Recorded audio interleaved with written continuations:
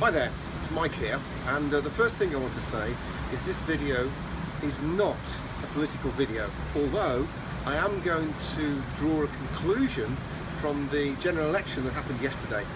And this conclusion is a lesson really for anybody that has to persuade anybody to do something, whether it's something in business or whether it's a political party trying to persuade people to vote for them. Now the big question has to be, why didn't the Tory party get an overall majority?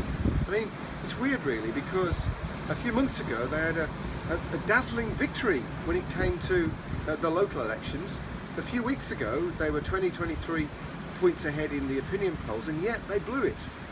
Well, there's a lot of issues going on in the UK right now. We have austerity, we have the NHS, we have social care, we have Brexit of course, and all of these will have had an effect. But I don't believe that's the biggest reason they lost. I think there are two towering reasons that they didn't do so well in the election. The first one is they sold the nightmare. They sold the nightmare that they believed the Labour Party and Corbyn were. Project Fear, if you will.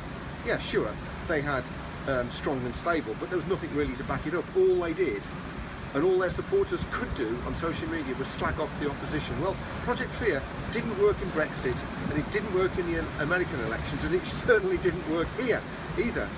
The second thing around that, really, is that Theresa May just didn't seem to have any passion. When she turned up, and she didn't turn up all the time, she wasn't the champion of her cause. She was strong and stable and slagged off the competition. Now, you compare that with Labour under Corbyn, right?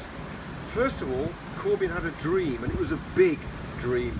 You might not agree with it, but that's irrelevant. He had it. It was, look, you know, guys, none of us like where we are now. So join me on the journey, and we can go to the promised land. And this is what the promised land looks like, and this is how we'll get there. See, people can get behind a dream, particularly if it's a big one, and they did. Allied to that, in the same way that Mrs. Way lacked passion, Corbyn was just full of it. He went everywhere, and he couldn't wait to get up, whether it was in front of a rally, on a TV screen, or an interview, and champion his cause. This is my dream, we can do this. Well, of course, people rally behind that, of course they do. Project Fear? Nah, didn't work. So what's the big lesson here? It's very simple. If you want to persuade people to do something, you sell the dream, not the nightmare. You sell it big, and you sell it with passion. Makes a massive difference. So imagine now you actually want to sell something to somebody, right? You don't talk about its features and benefits, you don't talk about the competition, you talk about the dream, you talk about it big, you talk about it with passion. Same goes if you want to motivate your team, or if you want to recruit someone. It's all about this. People love a journey, they love an adventure, they love the promised land.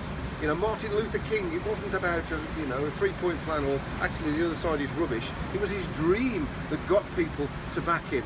So let me just reiterate that one more time, because it is so important. If you want to persuade people to do something, right, it's about selling the dream, not a nightmare. Sell it big and sell it with passion. Okay, as always, if you're watching this video anywhere other than mikeamesonline.com, get over there, because that's where all the sexy stuff is. I'm Mike Ames, and as we say in Flair, if you want it, go and get it. I'll see you soon. You take care now.